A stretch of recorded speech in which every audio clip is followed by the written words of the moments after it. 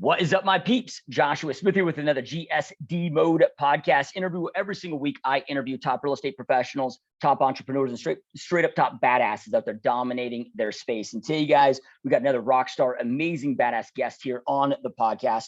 So our guest today has accomplished more in 4 years than I've seen most real estate professionals accomplish in a 30 or 40 year long career. So just to give you a little backstory on our guest today, she's only been in the business for 4 years, as a top 100 producer, recognized in the top 50 women in real estate, featured on House Hunters on HGTV, has grown a mega team across multiple states, and recently bought 6 franchises to expand her multi-state team into now a multi-state brokerage. In addition to all of this, is a mom of 2 boys, and I'm just so stoked and honored to have Brittany Smitherman on the podcast. Welcome to the podcast. Thank you so much. I'm so excited to be here. I wanted to be here for a long time. And when buying the Brokerages, it was a big thing. I was like, Ryan, I have to go on GSD mode. Like, it's one of my bucket list things. So it's been super cool to be able to come.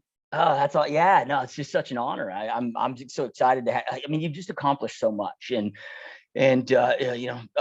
again, it's such a short period of time. I'm sitting there looking at this. I'm like, man, I've been in this business 18 years and this lady's kicking my ass. Like I got, so before we jump into all the amazing things that you're doing now, I'm always really intrigued in our guest journeys that, started to launch their careers in the first place. If we were to rewind the clocks, like what did you do before real estate and what then led you into the real estate industry? Yeah. So before real estate, I actually worked in the financial industry. I have a double major in business and human resources, and I was finishing up my degree, and my husband was military. So we PCS'd a lot. And one of my friends was like, you should get your real estate license. And, I thought, well, I'll do it. And I'll maybe do I think I remember my goal at my first brokerage was to make $70,000 my first year. And it just kind of took off. I think I had that drive. I had struggled really bad in my past with anxiety. And so my mom died when I was 23, and it's something I kind of talk about in my story. And so I couldn't function for a long time, but I went through therapy. I got through stuff. I went back to school. So it kind of went from a very quick of not even being able to drive a car within 12 months to selling 55 houses my first year as an agent. So it was kind of fast, and I sold 1.5 million my first month, and I just kind of rolled with it. But it was all through social media. It just kind of took off really fast for me. Yeah, no, that's amazing. Well, let's just jump into that, because it's, if you look at, I know the stats always changing. I think it's even increased, but you've got over 90% of realtors that drop out in the first 3 years, and it can be such a challenging time getting through that, especially that first year.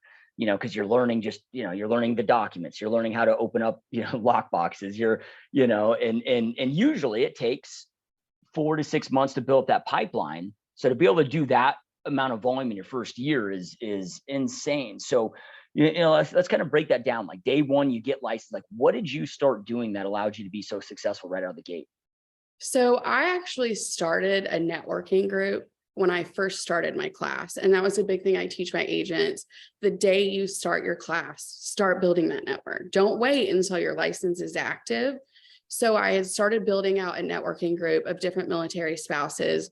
Everybody told me the market's so saturated, you'll never make it. I had just moved to a new duty station. We'd been there 3 months. So I didn't know anybody, but I knew I could contact the people before they ever got there. And I was beating to the punch the people that were in the market, because I was getting the clients before they ever left their previous duty station.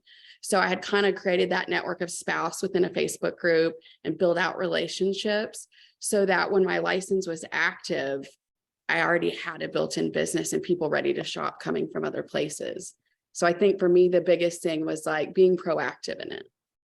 Yeah, I love that, because it's, when people that don't know you and don't know your story, know your situation, they typically will hear, somebody like you closing that many units, that many homes your first year. And then it's the assumption of, oh, you must have been well connected. You must have known a ton of people. You must have, because I think it's just human nature where we come up with reasons or excuses as to why we haven't achieved those same results, but you're in a brand new market. You don't know anybody. You also transitioning, and going through, I guess, this really tough personal time, that you mentioned, but you were proactive and you took that massive action. And, so when it comes to that, when it comes to like the network and how you built it, can we kind of dissect and break down like what you did, how you built it? Because a lot of people that I talk to are like, well, hey, yeah, I've got all these people that I know, but I don't want to be spammy. I don't want to be that annoying realtor. I don't want to, so how did you balance that? And what did you do, to go out there and again, work that networking I think group? it's building relationships. It's something I do in my brokerage very differently, like in owning a team and moving into this level. For one, I sought out top producers and I built relationships with them. I knew they were going to need me at one point and I was going to need them. But I always say, like, if there's there's only three things I'll ever post on social media. People want to be inspired. People want to see your success and people want to laugh. If it's not any of those three things, I don't post it. I don't, we're in a platform where it's like, what you are is what you attract. And when you genuinely live by that, it kind of just grows itself. So I had sought out other top producers and other military spouses with common interest. I created, hashtags and built things. Like, I was a mom and I have a very wild 9-year-old. So I did a whole series on hashtag surviving canon. And so I think it's like how you connect with somebody, I teach this to my team, like there's agents that maybe are vegan and I'm like, connect with those people and, share a recipe or start a story because people want to be involved in that. I also didn't do the traditional model where people build a business page. I let that be within my personal space so they could really get to know me.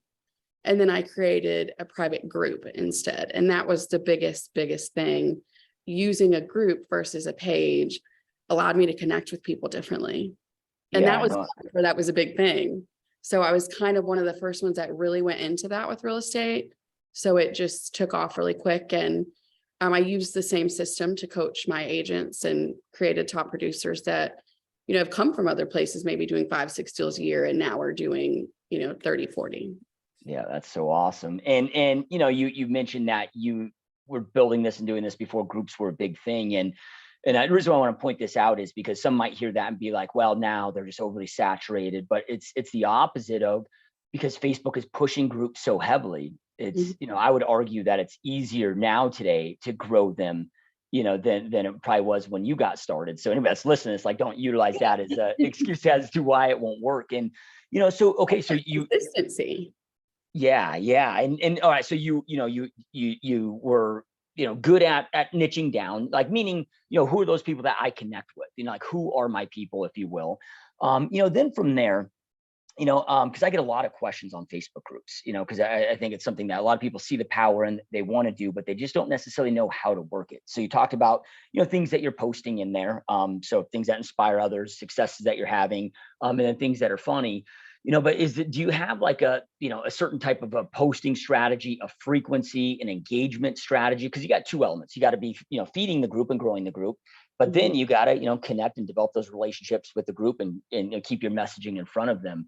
So I have a schedule and I created a thing and I put it in my Facebook group where I coach my agents. And I always tell them, when they have those moments where they're like, man, I'm just not doing business. I was like, but are you doing the things consistently every day without fail?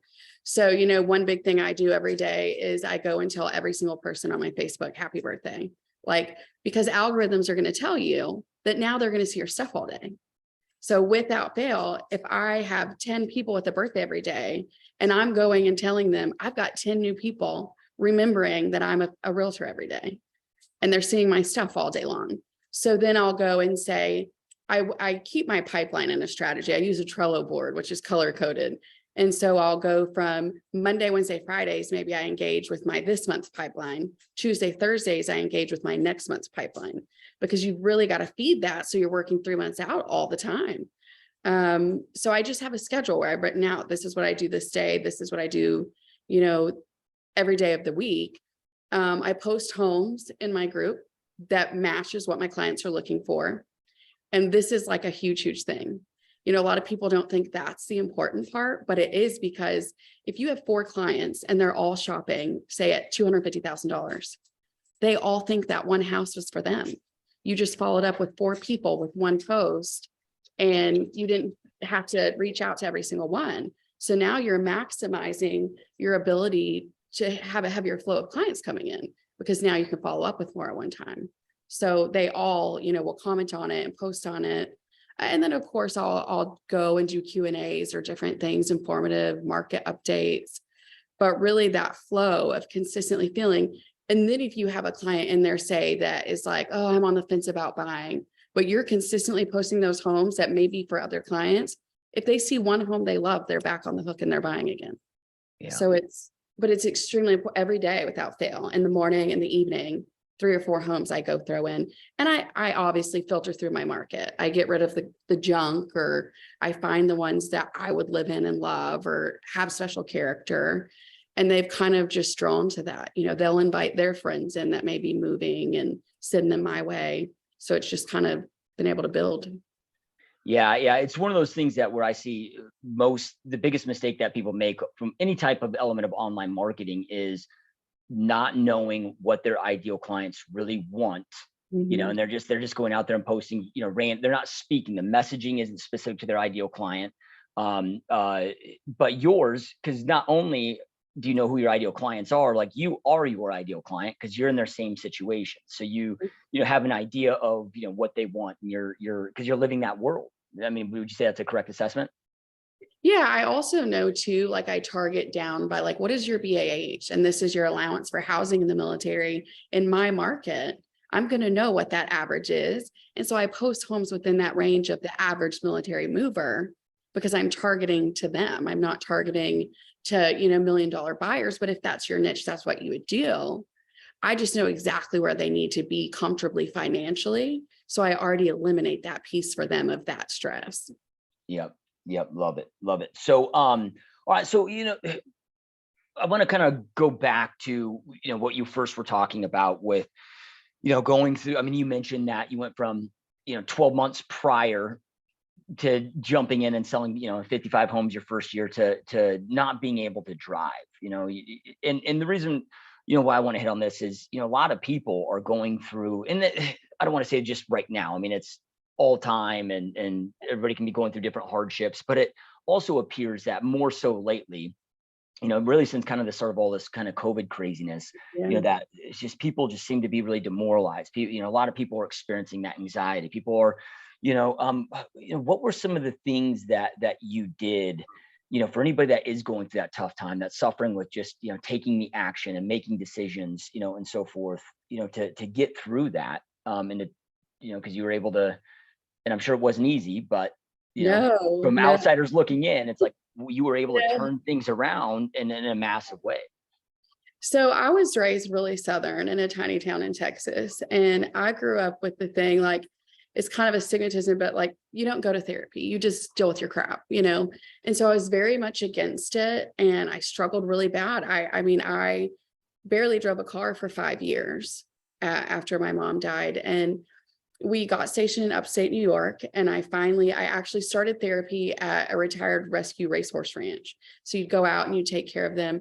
And I learned the tools to be like, man, it's really having that control over your mindset. And it's funny how it played out later, but it's something that's really big within my culture of my business. It's a choice. Every day I get to wake up and decide what that's going to look like. Is it harder some days than others? Absolutely. But I think it's so many people get so caught up in the negative and of like, oh, my life sucks. It's crap. It's this. And it's like, you've got to just make yourself get away from that, because we all go through crap, like there's people that have had it worse than me. There's people that, have had it better. But I tell my agents, I'm like, how you respond, especially like in the times now with COVID and how the market's shifting, is all up to you. But the ones that get in their head are going to be the ones that quit. And I'm not going to be gone. I'll be standing at the end of this shit show. It's because it is that choice. And I realized, like, when I got to a place where I had that kind of mind control, then everything in my life changed. In 12 months, I went from making $16 an hour to making almost $500,000. Like, that's insane. And I was no one different. I was a girl from a small town in Texas with a graduating class of like 22 people. Like I had no different than anybody else. I didn't grow up with money. I didn't come from it. We had to join the military because we had a baby and we couldn't afford insurance. So it's like, whatever circumstance you're in, it's your choice to stay or move. Yeah. Yeah. Powerful stuff. So then, first year, you, and I know I'm, repeating this, but I think it's important that, you were very proactive. Like you had a plan of building this, networking group before you jumped into real estate. But then you also did it in a way that it wasn't like you were having to pay Zillow $200 a lead, like you did it in a way that wasn't costing you any money, right? I never paid for marketing until I had a team. Yeah, love that. So then, sounds like most of those deals were coming, from that networking group that you had built. But even, within that first year, just managing, and I'm just like, look, I got licensed in 2005. I did 48 deals my first year. So I didn't do 55, but I remember how crazy that was. It was like, because you're learning so much and things just take longer. Like how did you structure, because you also have young kids, you're married, like I didn't have I wasn't married. I didn't have kids. I could, work 18, 20 hours a day, which, I did. Like how did you balance that? It was funny because I look back now and I was like, there's no way I could do that again. My husband, my first year, I was in my last year of college. And the only reason I finished, because I was like, I'm at the end. I've just got to finish my degree. Like this is what I have to do. So my husband was deployed. My kids were, I would say about 12 and 6, 5, somewhere around there. And so I was taking 18 hours a semester in school all year round. I had my 2 kids, my husband was deployed, and then did 55 houses. Looking back now, I think I just had such a schedule and I had no choice. And I'm not a schedule person. Like my assistant now is like, drives her nuts because she's so scheduled. And I'm just like, no, just fly with it. It's fine. As long as the deals come through, we'll wing it. But I think in that moment, I also hit that stride of like, man, this could be real for me. And once you hit that stride, you can't let it go because it'll fall so fast. Like so many agents that I see now, like that came on during COVID, and it's starting to shift a little bit. They're used to deals coming in and being handed easy. And now all of a sudden it's like the brakes have pumped and they're freaking the hell out. I didn't give myself any time. I never looked at what the top producers were doing. I never walked into the office and was like, man, I want to be that. I just looked at a number and knew where I had to go and was like, this is how I'm going to get there. So I never, ever stopped. And I think one of the biggest downfalls of agents these days is instead of worrying about their own stuff, they spend so much time being defeated by somebody doing better. Like if you put all that energy into your consistency, maybe you'd be on that level with them, but being mad about them isn't going to get you paid. Yeah. There's enough business for everybody. Go get it. Yep. 100% love that. So then, if we transition out of that, your first year, then, you've only been doing this 4 years now. Now you've got this, team and so, so at what point did you start the team? So I was on a team and my team leader actually left to open a brokerage, but it wasn't open yet. And it was kind of an unfortunate situation because the old brokerage sent everybody's licenses back without warning. So it was kind of a crappy situation. So I called a mentor of mine and I was like, man, like I'm screwed. I have like $2 million in offers out. I don't have a license hanging anywhere. So he gave me a place to go and was like, hey, just go here. You'll be at 100%. And some of my agents contacted me from my old team and they're like, hey, we've got a listing up. We really need help. And so it was more of a thing, like it was never intentional. It was just people that were in a place where I was like, hey, like, this is what I'm doing. You can come here. And they're like, yeah, like we want to go with you. And so the team originally was just me and 2 other people. And I never had any intention of it being any different. Like I was selling a lot of real estate. Like I was just rolling with it. So I never had that goal. Yep. Yeah, it's kind of crazy how things work out, And I said I would never have a brokerage either. Yep. And then here you are. Absolutely not. So all of this was in Virginia Beach, but now you're personally, I mean, you still have a team that's operational there, but now you're personally back in Texas, correct? Yeah, so I commute a lot between Virginia Beach. I still do about 60 homes a year there. I have a full-time licensed assistant that's with me. So I bounce between Virginia and Texas. And then Texas, I probably still about another 30. So altogether, I think last year I really just started telling Texas because it was kind of the shift. And I think it was still so busy in Virginia that I was like, who cares? So I did 72 houses last year between the two. Yep. So is that you personally, or is that with the teams in both locations? No, that's me personally. Our Okay. teams did, oh gosh, I think it was like 300 something. Yeah, that's awesome. Yeah. So my next question then is, how do you personally manage with, because I mean, there's a lot of people that are operating teams or brokerages in other states, but they're not in production doing that. So when you're splitting your time between two areas, but you're also servicing so many clients in those areas, how do you pull that off? Like how do you manage A little sleep. I think my agents always tell me, they're like, you're clinically insane. I thrive in it. I think because being a survivor of such bad, debilitating anxiety, I would go to the hospital like 4 times a week, swearing I was dying of a heart attack. It was so bad. So I pour it into something else. It's probably not good. It's probably just like another outlet that's unhealthy. But I think it's just given me this ability to be like, my life can really be whatever it wants to be, whatever I choose, whatever I want for my kids. And that doesn't come without sacrifice. You get the people that are like, you're a workaholic, you're not getting one-on-one time with your children, they're only going to be young so long. I'm also the mom that gets to go to school drop off every morning. I'm the mom that gets to go to school pickup every day. I don't have to miss a field trip. Do I have to pivot and move and work a lot? Yeah. But I get freedoms and time that other people won't get punching a 40-hour. It looks to you like I'm working so much because my days are long, but I'm always in my presence with my kids. I don't have to also tell them no on things that I really want them to have. Like my son's really big in media and I get to send him to a college this next year, because of this career. My kids do guitar and all these other things that it's like the sacrifice is going to come from somewhere. Yeah. If you're happy with your life and whatever path that looks like, that's fine.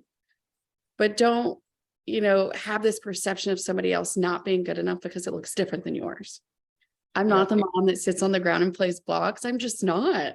I know that about myself, but I'm also like the mom that's like, whatever you want to do, let's do it. You want to draw a children's book and publish it, let's go, So you have different strengths in that. Yeah, it's I think for most it's like a cop out to not do the work, because like when I do a time study with people, because I get criticized heavily, I think most entrepreneurs probably do, where it's like, oh man, you're gonna regret that, you're gonna regret not spending time with the kids. I'm like, look, yeah, I work 80 hours a week, but I also spend an insane amount of time with my kids. I just cut out all the other BS. I'm not going out partying. I'm not watching, spending a weekend going watching some sports game, unless it's something that my kids want to do. But it's like you can fit it all in if you just eliminate all the BS. Well, I'm also not spending 10 hours a day away from my home. If I get a call from the school and my kid's sick, I just go get them. Like I'm not on anybody else's time. And I say this, it is absolutely insane to me to think if you sold about, 7 houses a year, you're going to make about 50 grand, on average, 40, 50 grand. You maybe worked 5 hours, 10 hours a month for that. Why would you go be, punching a 9 to 5, working 40 hours a week to make that same amount of money? Yeah. So when you even have that market shift, make it make sense. Is it worth it to go take that job and make 40, 50? Or could you have just sold and had a lot more time? Yeah, and I've had agents do that. They panic and they're like, well, I've only made 60,000 this year. I'm like, but you just took a job for 40. Does that resonate with you? That should make any kind of sense? You gave up your entire freedom for less money. Yeah. And I think everybody should try real estate. Half of my agents are past clients or best friends or neighbors. just because it's like, if you put in the work, it's the easiest career in the world in that retrospect. I mean, it's a lot of work, but the freedom, there's nothing that you can compare to that. I won't ever work for somebody else again.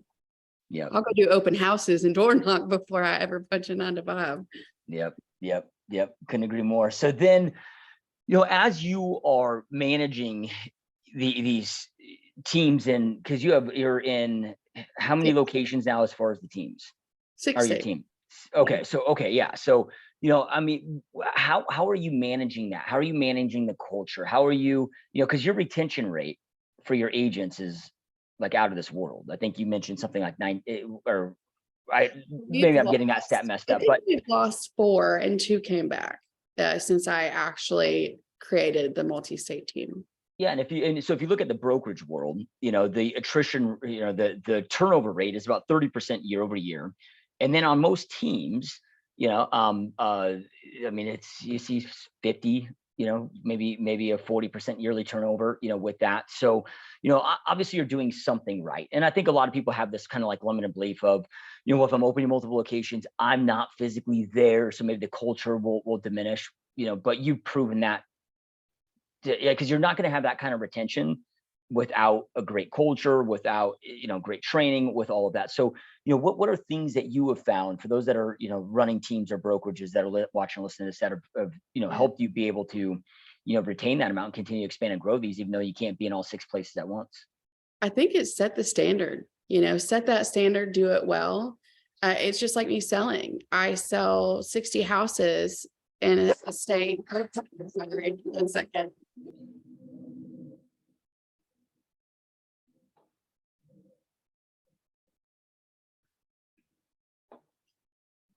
Sorry about that. No, that's okay.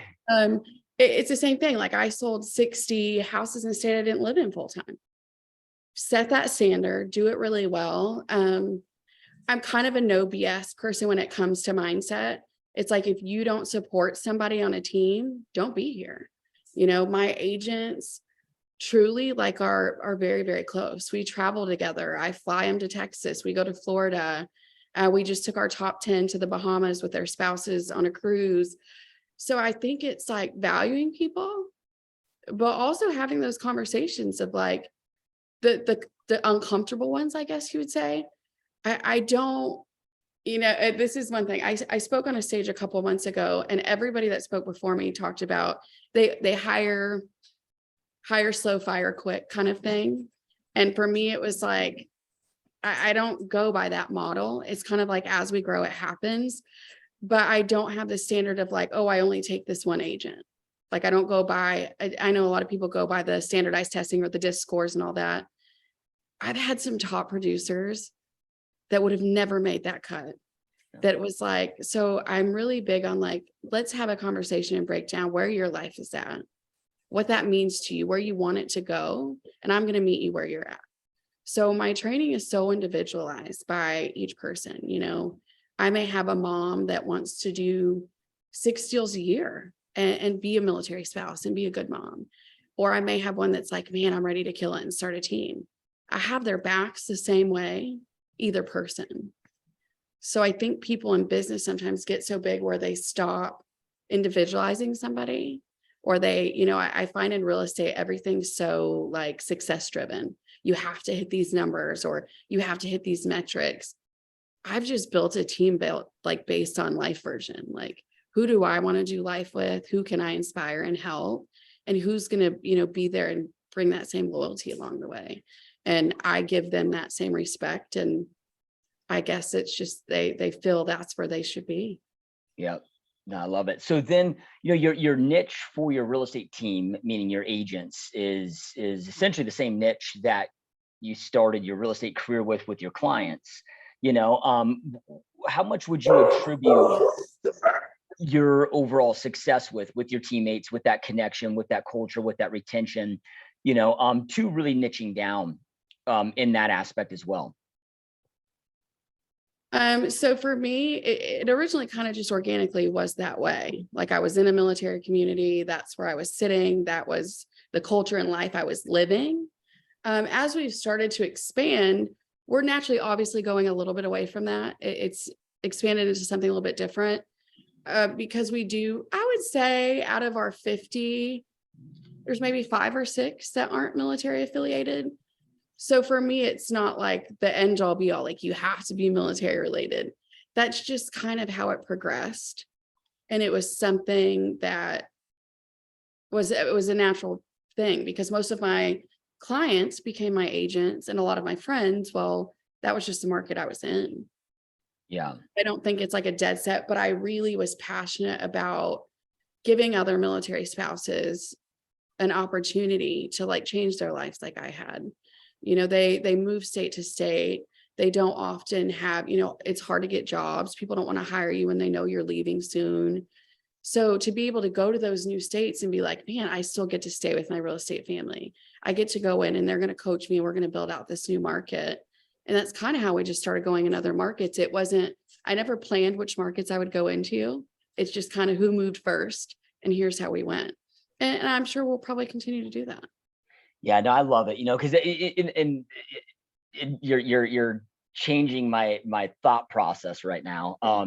You know, because before meeting you here, when I would hear team leaders or brokerage owners saying, you know, oh, I don't recruit, we just attract. I would just say, okay, that's code for I'm just going to continue to stay small, you know, right? It's like an agent saying, you know, oh, I don't lead gen or follow up. I just sit around and wait for, you know, but you've niched down and have, you know, such a model that like you've proved what I just said wrong, where you've grown, you know, 50 some agents now and continue to grow and expand without recruiting, you know. And if you look at, it's like, you know, when you start looking at big business, like, you know, Apple, like, dude, they don't chase, they attract.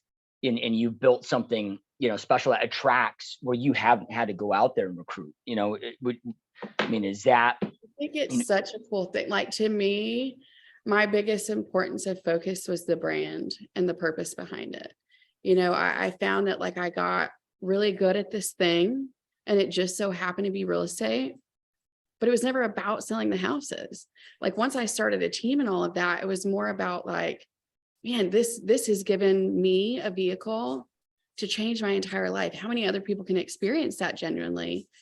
And, you know, we can all do that together because, you know, being at the top, it doesn't matter how rich you are. It's lonely as hell. You know, there's only so many things you can buy or so much stuff you want before it becomes the norm. Everything does, you know, in the beginning, it's like new and exciting, but at the end of the day, you're like, you're still going to be missing something. And we're designed as humans to crave that connection with people and to feel loved and to feel happy. So when you embody that, and that's what you truly are for other people, then that just kind of grows because people are attracted to that. So my agents are all the same way. I'm like, that's what I expect in my culture. Don't come in here negative. Don't come into group chat posting things. We each have state group chats, but then we have one main group chat. And it's cool because our main chat's everybody in all states. So you'll find people that meet along the way as they travel or go to different events with us and have become really, really good friends. They'll do deals together in other states. I've taught most of my agents to license multiple states and sell multiple places. We're not in this box of a boundary that, you know, real estate or old school real estate put on us. You know, we've crossed those lines. And I think that's kind of made us very different. But a lot of people will say, oh, we're like a family. You know, like you said, you know, I've heard that before. I think we've designed something that's very different in this space. And it's well, and then, you know, grown. yeah. I mean, I got to imagine a lot of the growth is just out of your experience of, you know, real estate having that such a profound impact. You've created this environment that is allowing, you know, others that are in the same situation that you were, if you will, you know, to go out there and experience that impact. They become raving fans of this, you know, the life-changing impacts where, you know, then they're out there doing the recruiting for you. Yeah. And it's like to do that, I think that's the best way to do it. You save the culture because your people are choosing who they want in their family. They're getting to choose who they want to be on this journey with and who they want in their life. I'm not pushing someone into it that's an uneven dynamic. You know, one person wrong can kill your whole culture of a company. And I think if you can't focus on keeping that tight, your turnover is high. I don't want to have large turnover and keep constantly training in agents in and out. I mean, when I take on a new agent, there's a good month where I'm just exhausted because they need so much attention. We've restructured a little bit now where I have team leads in each place where I'm at that are my most experienced agents. But we talk the same way. We're like, hey, this is what I expect of you. This is what I truly believe Elevate is about. And I think that if it's something you want to be a part of, this is what we stand by. So there's not the negative competition, catty stuff within our organization. And I mean, everybody's extremely, extremely there for each other all the time. If one's down, the other one's pushing them up. So we're like, we all go down together, we rise together. Yep. Love it. So then, what, if we look at like what we are at today, you mentioned a little bit ago, with the market changing, the market shifting, and it's, I can't go a day without, somebody reaching out, whether it be from the podcast or wherever. We're just, everybody I spend time with is tied to this industry, where, but it's like, whatever the room is that I'm in, there just seems to be the majority of those in that room are filled with like fear right now. And, there's some, unwinding taking place, shifting in the marketplace. Like, what are you and your agents doing right now to shift with the market and to stay productive and not buy into this fear? For one, I don't watch the news, like do not watch TV. I have one agent that will go sometimes on these conspiracy theories and I'm like, please turn off the news. What I want you to do for 1 month is not watch the television. Because it's a choice, like I always go back to how you react to it and how it ends up for you is you. Let those other people be scared because when they give up and quit, now you're here with all their business. So out grind them, out hustle them, out mindset them, and stay focused. Is it going to be easy? No, we're all in the suck. Is production down for everybody? Yeah, but it won't stay that way forever. It's a constant pivot. And to do that, you've just got to want it more than somebody else does. Yep. Yeah, it's not the words that a lot of people want to hear because they're looking for that, like, that magic pill of that, what's the magic lead source or what's that, but the reality is during these transitionary times, it's like sometimes you got to put in twice the work for half the pay. But to your point, the amount of disengaged in our industry and the amount that are dropping off, the piece of pie is going to get so much bigger for those that stick with it. Another thing I tell them, a lot of people get so lead dependent and they're like, oh, well, this lead's crap or this lead's that. And, I say, a lead's not a client. It's an opportunity to be able to work with somebody. So what are you going to do with that opportunity? Are you going to say, I'm going to try twice and it's not worth it? Or are you going to actually build that relationship, get them in front of your face, get them on your social media so they can get to know you and then become a client? So it's not always a fast pace, I'm going to answer the phone and have a deal. And I think that's the biggest misconception that so many new agents have is like, oh, well, I want to go to that brokerage where I get to pick up the phone and there's clients all day. It doesn't exist. Yeah. As much as you want it to, the people that are grinding and doing all the business, your perception is skewed. Our team is, we take in the state of Virginia at Fathom, I take #1 spot and my 2 other agents we're top 3 in the entire state. I got the same #1 in Florida for the year to date, same top 3 in Texas. So we're proving that what we're doing is constantly working. We're producing these agents all across the country that are hitting top markers and they're all first year agents, so it's doable. East Texas, my tiny little town, they absolutely hate me being there in real estate right now. It's old school. They don't like shift, but I took 3 brand new agents to top 25 in their MLS their first year. They just hit their first year in October. So it's like, it's all a mindset thing.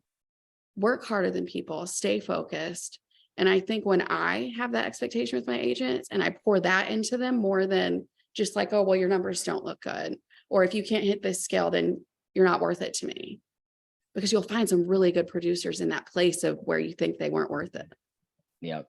Yeah, it's funny. I'll get people that ask like, hey, can I come out and shadow you? And I'm like, yeah, you can, but like, you're not going to see anything special. You're not going to like, and I've had many people shadow me and they've even, they've, after being a fly on the wall, they're like, yeah, it's just, they're bored, but it's just that consistent execution on the basics, on the fundamentals, day in and day out. And there's nothing special, but people assume that there's this magic pill. Well, it seems like consistency is such a hard thing though. Yeah. Like that's the hardest thing with my agents. I'm like, how much more business would you have if you, without fail, for 30 days, did the things you were supposed to do? You set that 3 hours a day aside and you did your 1 through 10 and never wavered from that for 30 days. I bet you had a client or two. But it's just, oh, well, I didn't feel good this week, or I had a sick kid, or my husband was out of town. I don't make those excuses. I don't care if I'm laying in bed with my sick kid holding him and I'm still on my phone doing those 1 through 10 things. Like you have to make a choice because your kids also need you to be stable in your business and financially. What is 1 through 10? So for me, like I'm very big on going and engaging your followers every day. I wake up every morning and I'm going to go tell everybody happy birthday. I believe in giving 5 people a day a compliment. I think we're in that anxiety driven world where it's like people need to feel that you genuinely care about them. So I make a point to go engage with somebody or give somebody a compliment, inspire somebody. I do my social media posts. I go to my stories. I go and post my houses in my group in morning and night. That's like huge. You can't waver from any of those things. And then I do my follow-ups. Remember, Monday, Wednesday, Fridays, current clients, Tuesday, Thursdays, the next month. If you don't work your pipeline, they'll fall off. So I make sure to go and track those. And I go into social media, whether it's like, oh my God, your baby looks so cute today. Like you go and make that relationship be built and have a conversation with them.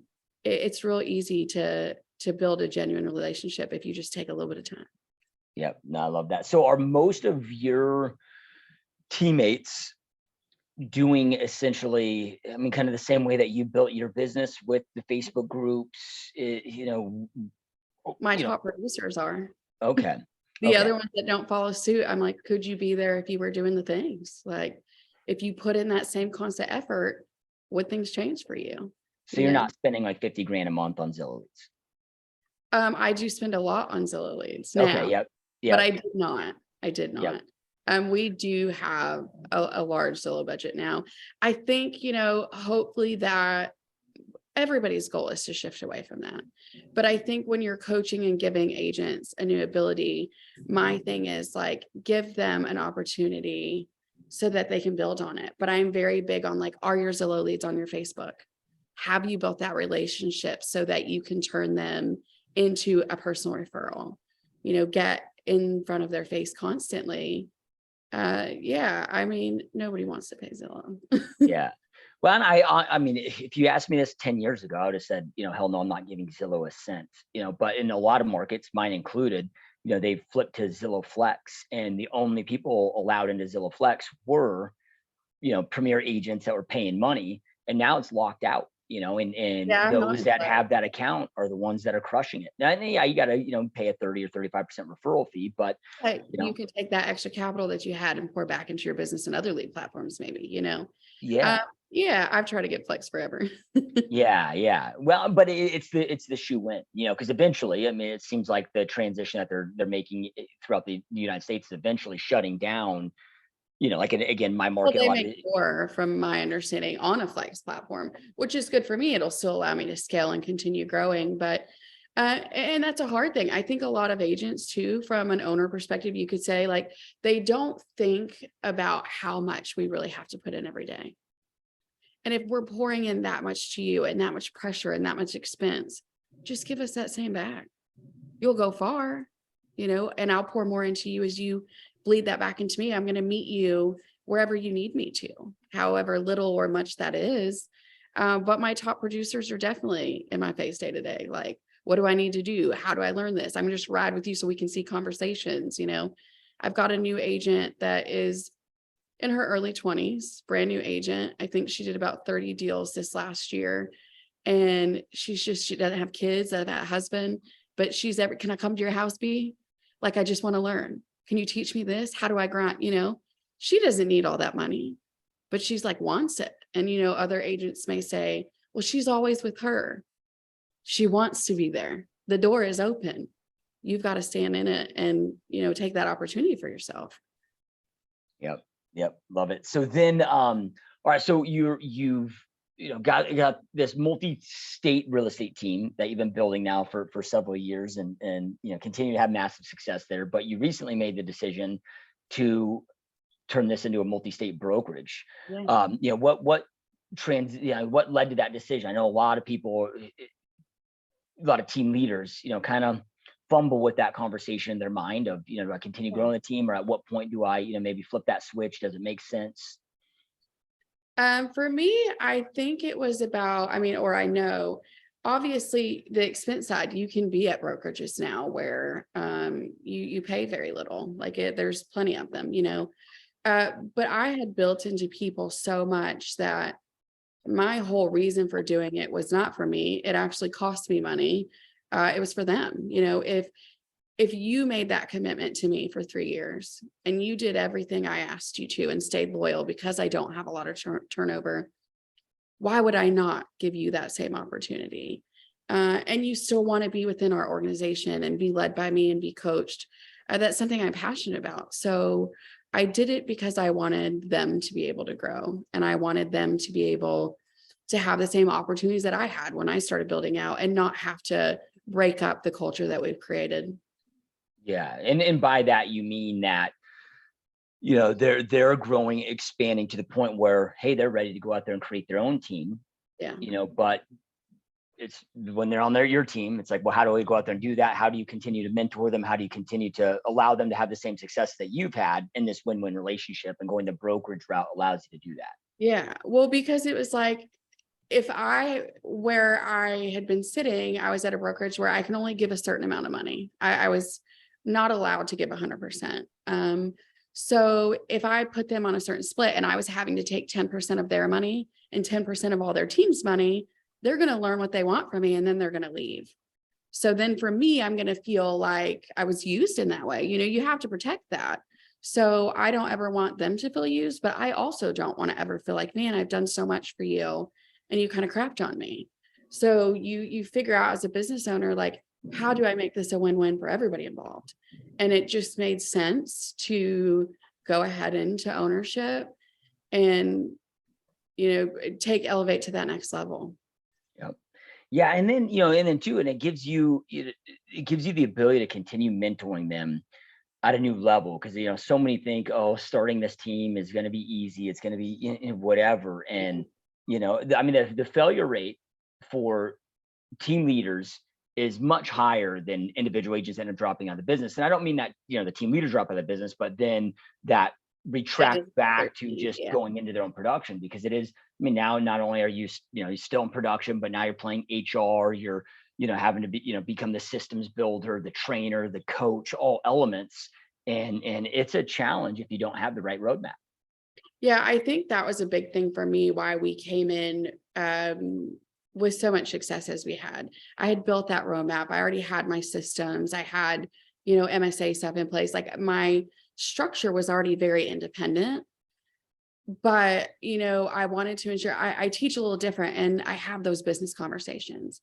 Have you done your taxes? Have you spoke to an accountant? Have you built your LLC? What way are you filing? To set you up for success. There's so many brokerages that are just like, hey, come on and sell. But nobody's teaching you how to be a stable and strong business owner. Look at your taxes quarterly. If you're going to owe 15 grand, don't give it to the IRS, reinvest it back in your business, put it into more leads to create more revenue. But nobody has those conversations. And that's kind of confusing to me, because I think those are the most important conversations to have. Yeah. Yep. Yeah, it's crazy, the lack of just the business acumen and even the marketing acumen that just isn't talked about heavily in our industry. But so I spent 8 months last year creating Realtor Growth Academy, and it's just a coaching course that I use internally. I don't sell it, but it was a place for me to structure everything for my agents to be like, what are you going to experience from day one to end of year one? What tools do you need? What templates may you need? A buyer's guide, seller's guide, all the social media templates. Let's map that out for you. What are you using to track your mileage or expenses?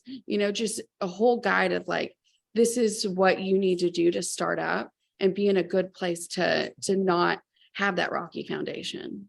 Yeah, that's so powerful. Yeah, because otherwise, I mean, I experienced it is what my third, fourth year being in the business. Ooh, that tax bill. Yeah, I didn't plan for things correctly, and I had some personal things that came up with medical expenses that I didn't, and next thing you know, I'm 40,000 short to paying the IRS, and it's like, well, it can be tough times to work through if you're not prepared. It's always a bad experience. I actually just had an agent text me about it today that is coming from another place, and it's like, I feel like brokerages should have those meetings, like, because you can take a top producer, and when you hit them with a $40,000 tax bill that they didn't expect, now you've got somebody that's just defeated and they're panicking and they're going to quit, or they're not going to be as successful because now you've added stress that wasn't needed if you just played the cards right in the first place. So I try to make sure that all my agents are set up in a good place, headspace, financially, structurally, that they don't do it too much. Problem it creates is you do have some very codependent people Yeah. where they're like, B, I need help. So I'm definitely like the therapist, the mom, I've hopped planes for people for last minute for things. Like, that's just a commitment you make if you're going to do this. You're not going to get super rich off of a team. You've got splits and you have expenses. But if you can make a good living and you can set it to where you don't have that turnover and you're struggling to keep up your income all the time. Yeah. Yep. 100%. So then, I mean, now that you're taking this from a, multi-team to now, multi-state brokerage, which I'm guessing you're still going to have the team element, but then now it gives, it gives you the opportunity for, others to create teams and you to continue to mentor them, and you've done all of this in such a short period of time. I'm just curious, like, what's your long-term vision for this? I don't know. So I always joke, I guess. So a year in, I started the team. And then at the beginning of last year, we were, I think, 17. So we went from 17 to 50 in 8 months. Wow. And all my team would take a poll. Hey, tell B to start a brokerage. And I was like, hell no. Like, y'all are enough. I don't want any of this. And so every time I think I'm not doing something, then we're doing it. I think I'm such an organic grower that I'm like, I'm just here for the ride, wherever it takes, whatever it'll be, that's just kind of how it's going to play out. Yep. No, I love that. Yep. All right. So then, because, I have one of my mentors that doesn't believe in goal setting in business. Like, I mean, don't get me wrong. He's very meticulous and intentional with business itself from, operations. I don't want to say that they don't have plans in place, but he's against, creating like, these 5-year visions, these 10-year visions. Oh, yeah. It's kind of unorthodox, for most, but, as I sit and have conversations with him, I'm also like, man, how much time have I wasted, by also just getting my mind rolling, thinking about this other stuff that took, if I just focus all my time, it's like John C. Maxwell, says, if you just focus and take care of today will take care of tomorrow. And it's like, okay, if I just, pour all into this and let it morph into whatever it's going to morph into. That way. Like I'm very like hustle all day, every day. I'm learning a little more balance because I was not good at it in the beginning. And so that's where me and my assistant work well. Like, she's very balance driven. I'm very like hustle driven. So for me to take just a little bit of time and be like, what does this look like for me?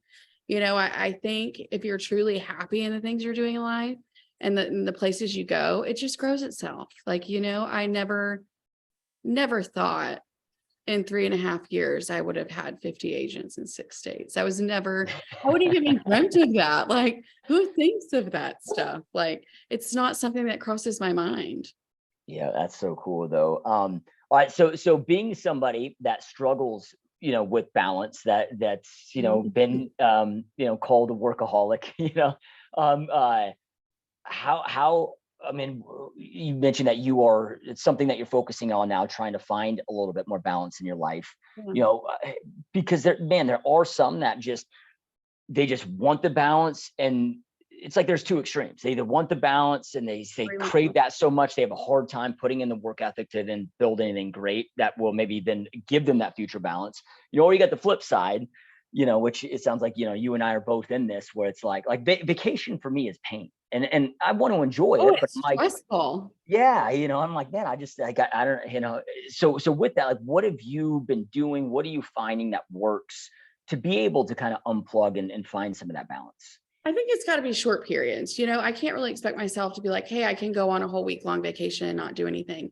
And, I even have family members that are very much like, you never disconnect. You're always on your phone or you always have business. Like, but again, think back to the structure. You're at an office 10 hours a day in between drive time and, you're stuck there. I'm not.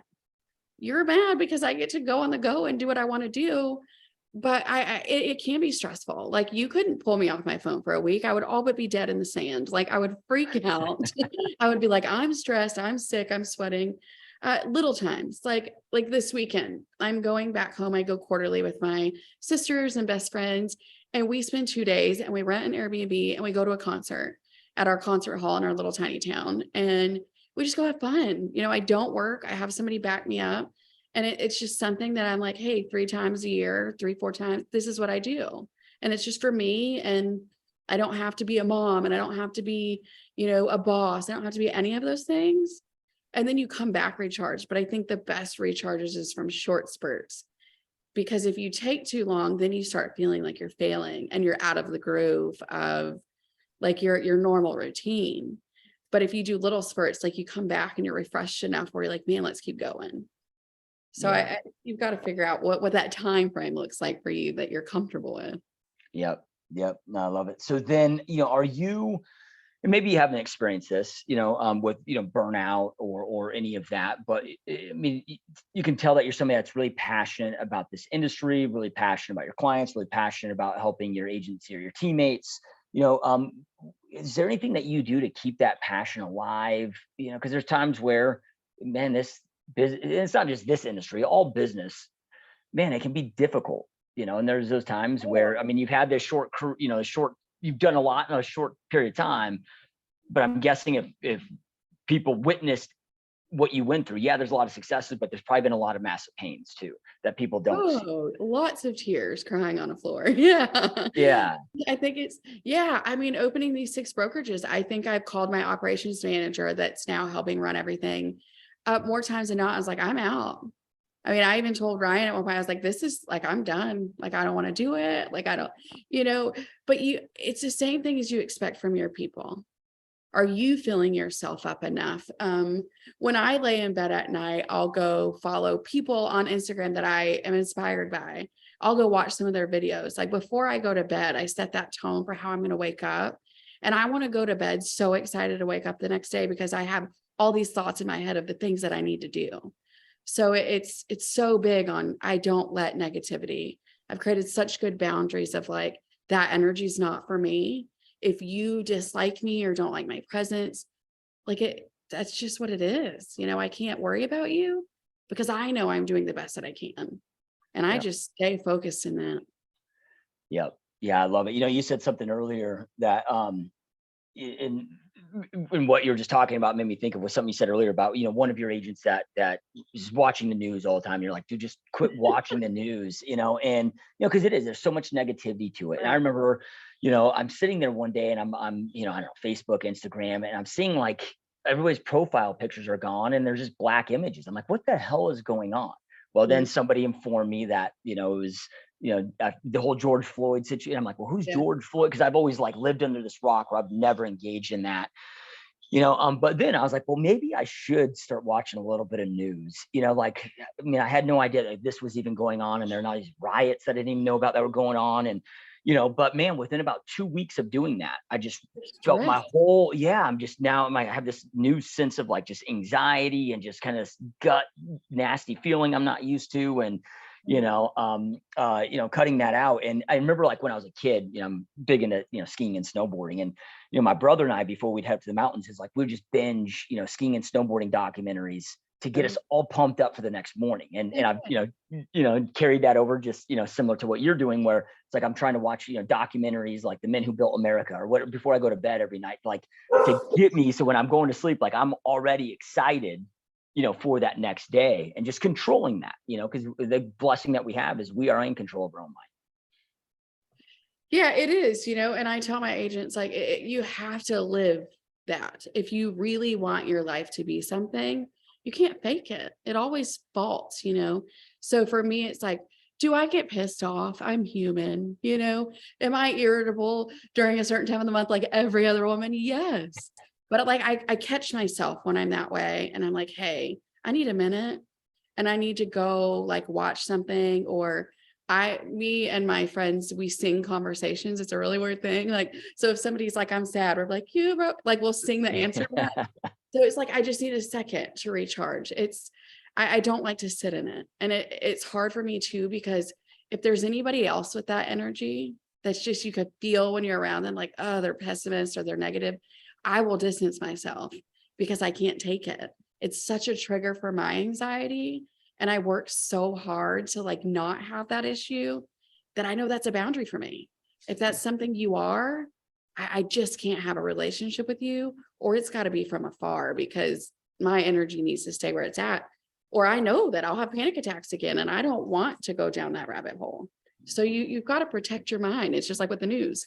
If you can't protect that, then you're just exposing yourself to all of this stuff that is negative BS, Yeah. So, a question that I get asked quite a bit is, okay, well, if you don't watch the news, how do you stay informed? I don't is it need like, to know. okay. Yep. So even when it comes to like what's going on with the market, what's going on with interest rates, what the Federal Reserve's doing, is that something that, you still find I mean, I different have ways to pay conversations with my attention? lenders, yeah, Okay. but I can't change it. And most of those things are guesses. Nobody has this crystal ball. So what you're telling me is your opinion. There's no fact that in that. So what is me getting stressed out about is going to do? All Yep. I want to know is how I get the lower rate, how I offset, and, do I use concessions for it? Do I encourage my sellers to maybe offer a buy down percentage to get their home sold quicker? Me digging into the rates every day isn't going to fix it. Yep. And I can predict all day long in my mind and tell myself, man, they're going to be better by March. And like right now, we're about to have another hike. Like, it's just like people are creating that terror and that situation. I just stay out of it. I need to know, how do I fix the problem I'm in currently?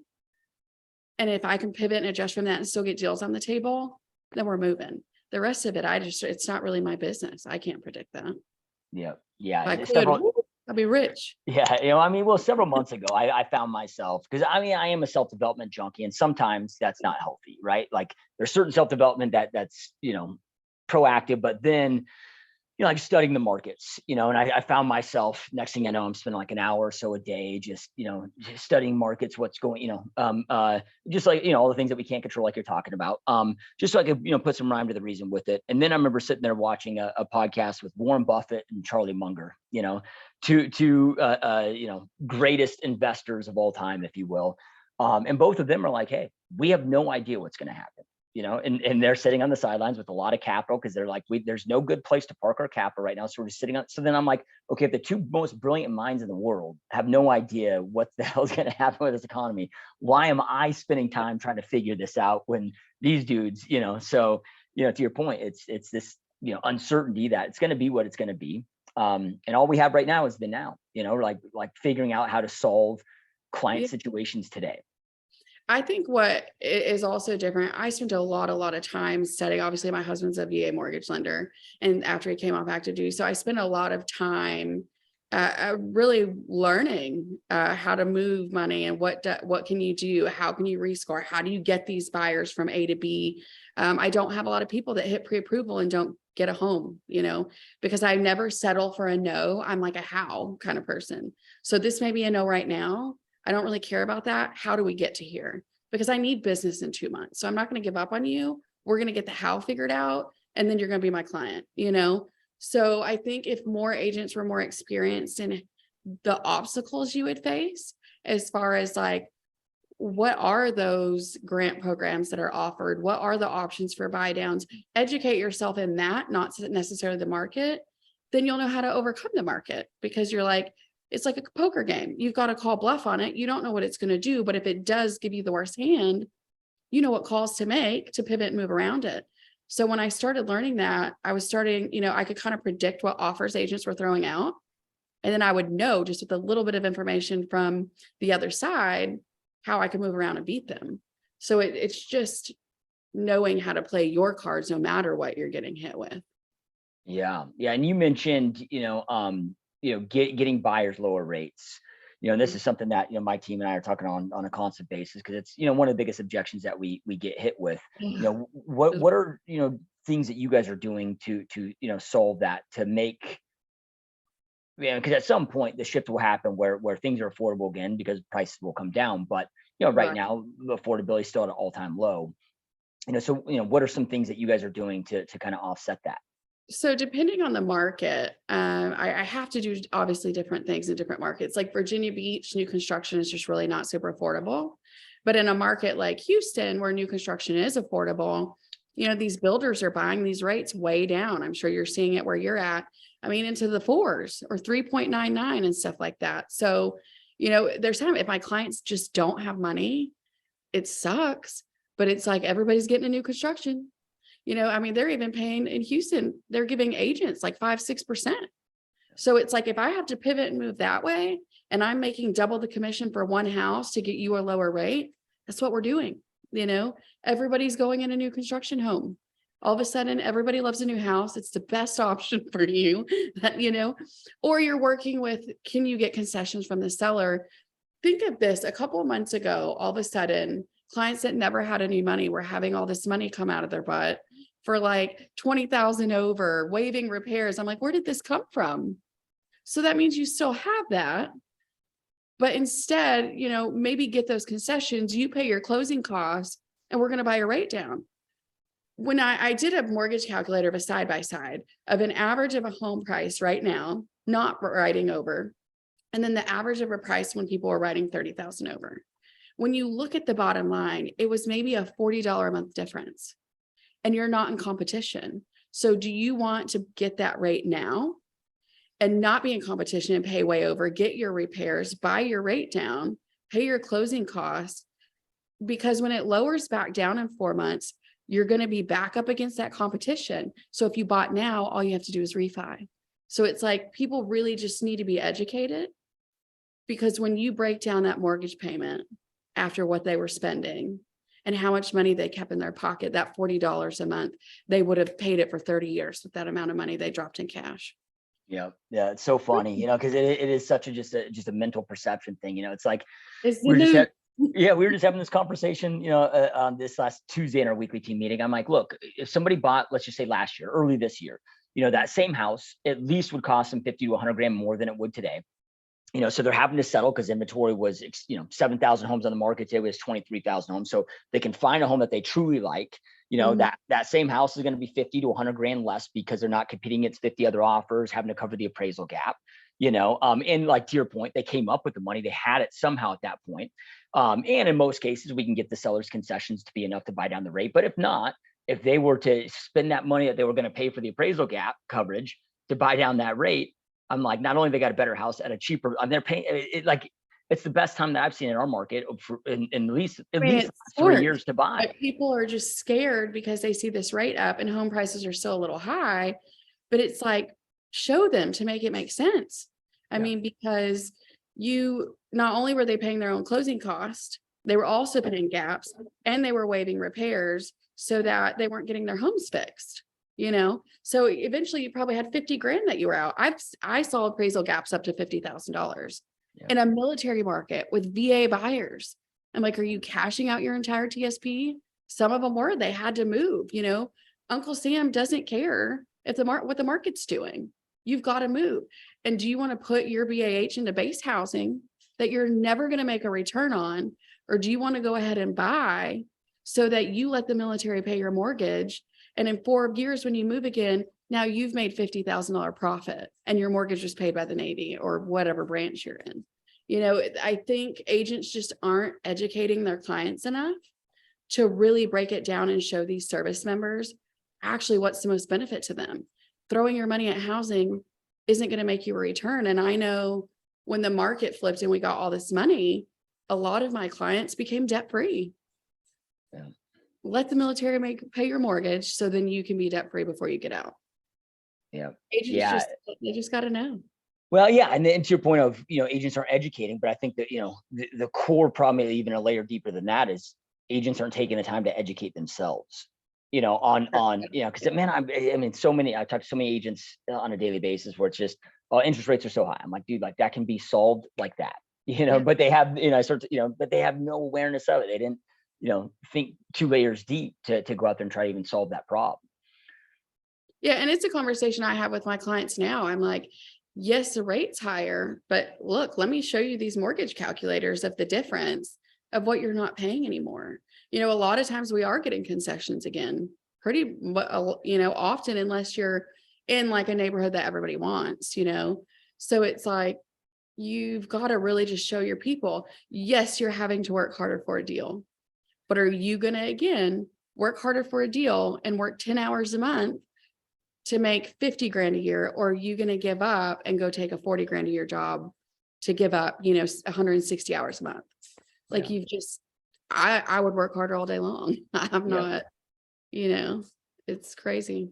Perspective is a big thing. Yeah. And working harder, it's working harder maybe to get the client, but like just speaking of buyers right now, it's like, a year ago, I mean, it wasn't uncommon at all where it would take writing on 15 different homes, getting beat out on all this before we got one accepted. So it's like, that was insane amounts of work, right? So, the work just kind of pivot of, you mentioned, about, on your listings, offering rate buy downs with those. Are you seeing, instead of just, dropping it, let's just say, 5% under market and being the cheapest thing out there? I mean, are you seeing more success with still being priced competitively, but offering rate buy downs? So essentially just publicly, So yeah, I think it makes sense because of this. Like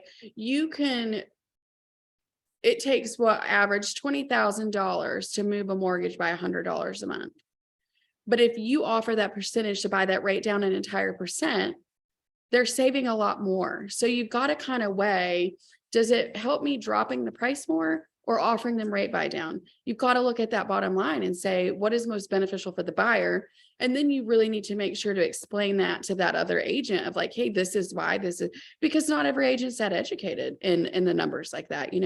I always I tell clients like VA, please do not come and put down $50,000 on your VA loan because you're taking all your cash out of your pocket.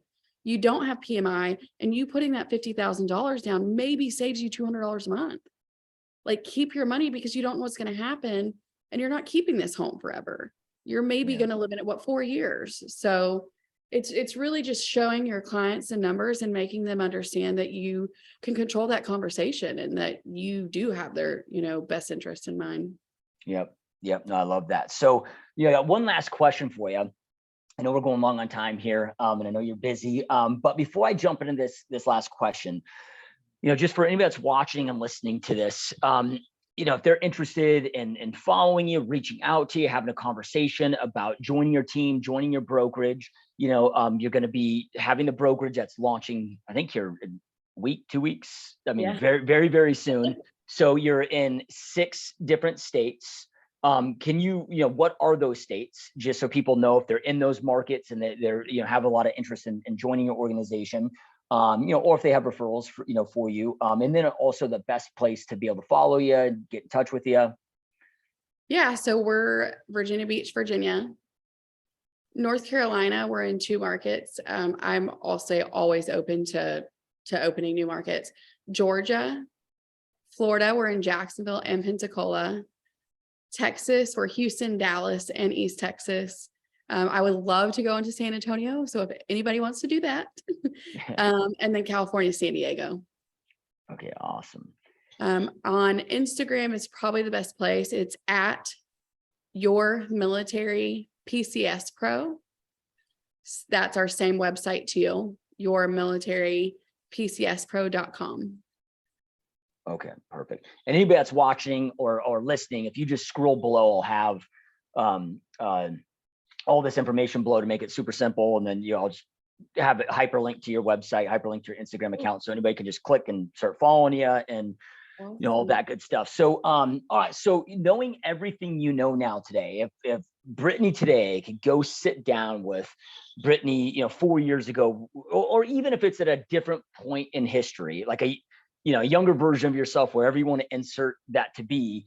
But knowing everything that you know now, if you could go back and give yourself a couple pieces of advice that you feel would have really impacted, your success journey, knowing everything you know now today, what would those couple pieces of advice look like? I think a huge piece of advice is like, your life is your choice. So make that decision and never waver from that. Like, you're going to have things, not to give up on anything. I think that, again, like, if you want something to be, just be dedicated to that, be consistent in it. I've learned it's like with anything, like if you want to lose weight, if you want to get fit, if you want to get a degree, like, it's really comes down to simple consistency. And that's so scary for people, but it's like, we make it so complicated. Why is it so simple? And I guess just don't live with boundaries. Like, I think once you have the mindset I've developed, like, you could tell me the craziest thing that I could do, and I'd be like, we should do that. And there's no hesitation of like, no, that's too hard, we can't. I'm just like, yeah, how do we make that happen? Yeah. No, I mean, I didn't think I would be here 4 years ago, so it's kind of, I got to go on HGTV. I've got all these awards. I've got to speak on stages, and none of that was in the plan. I mean, I get so sick, I almost faint. So it's like, just make the decision. Let it be what it is. Yep. I love it. Stress it. Yeah. Powerful words. And Brittany, I know how busy you are, and the fact that you took time out of your busy day to be here with us truly means a lot. This has been amazing. This has been an honor. Thank you so much. I'm so excited. Yeah, 100%. And those watching and listening, as always, we truly appreciate you. We truly appreciate your support. Again, if you scroll down, we'll have all Brittany's contact information, her Instagram handle, all of that, to make it super simple. You guys can just click connect. And again, thank you guys for watching and listening, and we will see you next time. Peace.